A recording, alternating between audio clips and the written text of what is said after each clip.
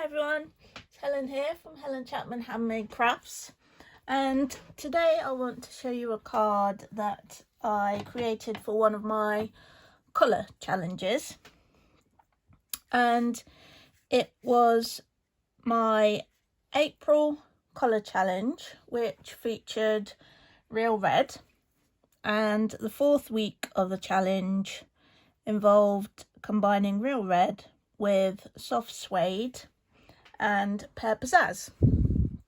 I decided to use the Forever Lovely stamp set, which unfortunately is retiring. I'll just show you the stamp set. We're going to be using these two large images, which allow you to do the flowers and foliage in two different colours. It also has another large flower image, some foliage, some really nice hearts, and some really nice sentiments all around love. That's a beautiful stamp set. If you do like it and you would like to purchase it, as I said, it is retiring, so the quicker you can get in there, the better. Things do tend to sell out quite quickly once the retiring list is announced. If you want to head to the shop, you can do that using the link bit.ly/shop-with-Helen. Okay, so that's all about the products, and we can make a start on the card. The card base is a piece of soft suede cardstock, and this measures 14.9 by 21 centimeters, scored at 10.5 on the long edge. You can fold and burnish that.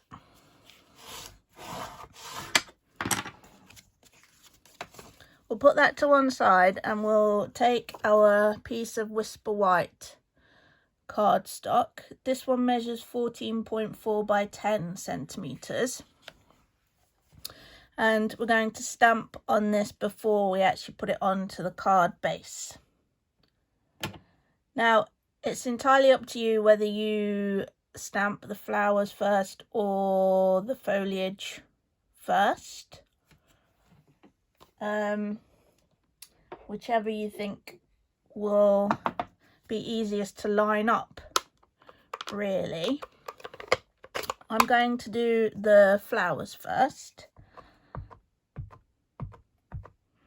inking that up with the real red and just getting that the right way up, so you can tell which way is the right way up, because you've got little hearts on the tops of some of those flowers, so that's a bit of a guide for you.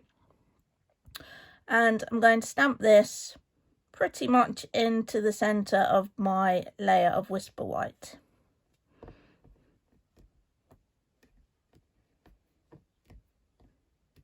It is a fairly large stamp, so make sure you get some pressure all over that. There we go. And next we're going to do the foliage in Pear Pizzazz.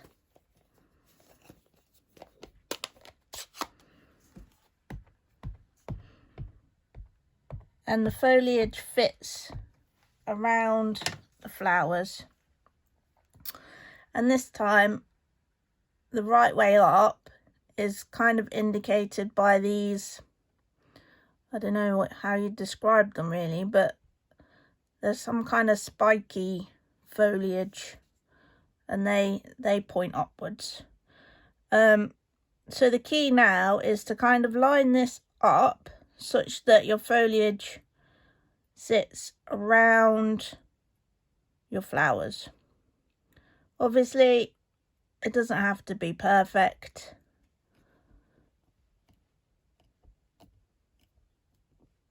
And applying some pressure across all of that, And there we have it. That's our background done. Now I've already stamped and cut a couple of the main flowers and a couple of the bits of foliage just to save time, but I'll just do the other bits quickly. I did have a little strip of Whisper White somewhere, which I appear to have misplaced, so we'll grab another bit.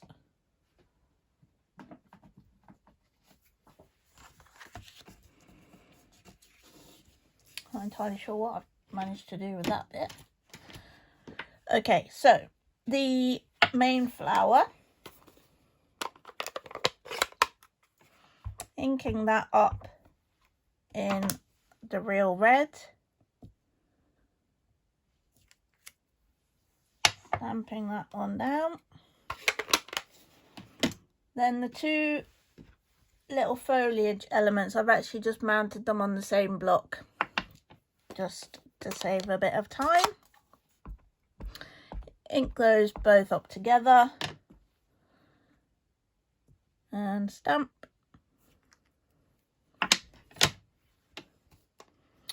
And then we can die cut those out. I just cut it down a little.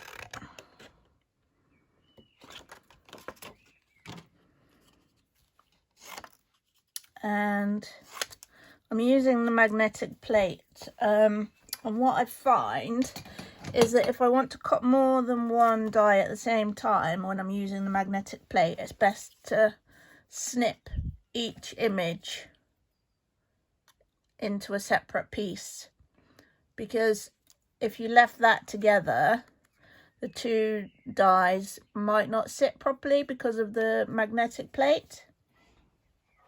It can tend to pull things around a little bit.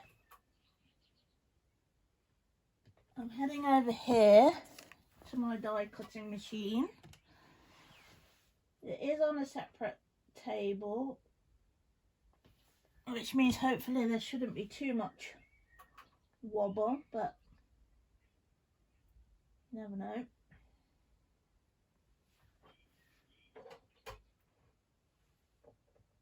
Okay, I'm popping those all through at once, and just remember that if you are doing that, just make sure they're nice and spread apart, just so that your dies don't end up on top of one another, because that is a surefire way to ruin them.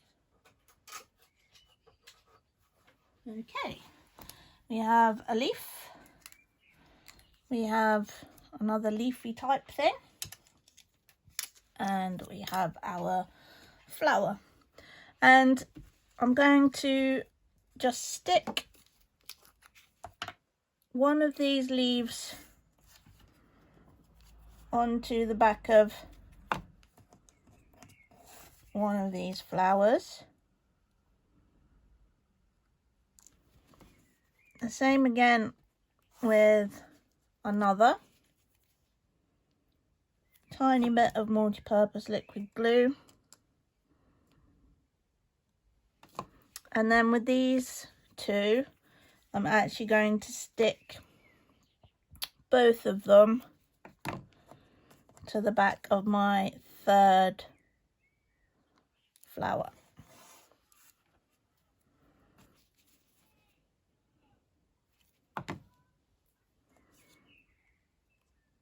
There we go. I'll just bring this one back in again. The sentiment here is a die cut from soft suede cardstock, and this die is in the well written die set.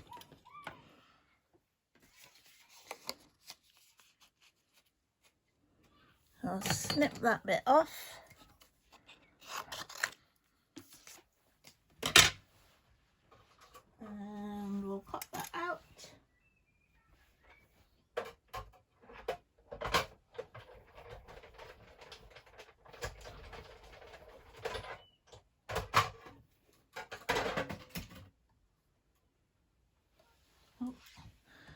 We had a bit of a plate avalanche then. Right, there's our die cut, and I'll just use a pokey tool just to get rid of those last few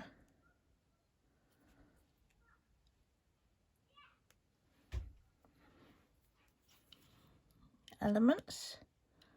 It's cut through them, they just haven't quite fallen through. Now these are quite delicate, as you can see. There's a couple of things you can do. You can try and use the fine tip glue if that works for you. Just be careful, it does tend to be quite thin. So when you're using it, don't squeeze the bottle too much, otherwise you'll end up in a mess. If you want to use the multi-purpose liquid glue, you can either pop it on the back of your hand, but if you're not a big fan of doing that, you can use one of the silicone craft sheets. I'm just going to pop it on the back of my hand for now, just because I don't mind these things. I'm always covered in either ink or glue or glitter or embossing powder, you know. And we can pop that. See, told you I'm always covered in glue. Pop that down there. And then what we can do is stick all of our flowers together, and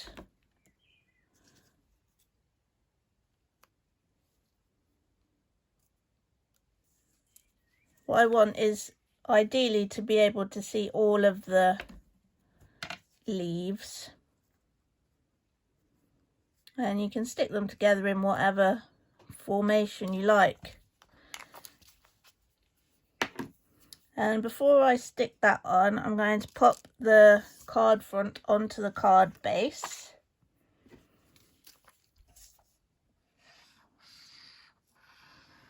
A little bit of multi-purpose liquid glue around the edge.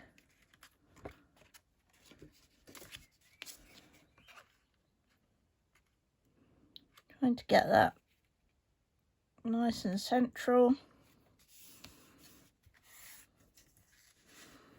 And then the flowers I'm going to stick on using some Stampin' Dimensionals.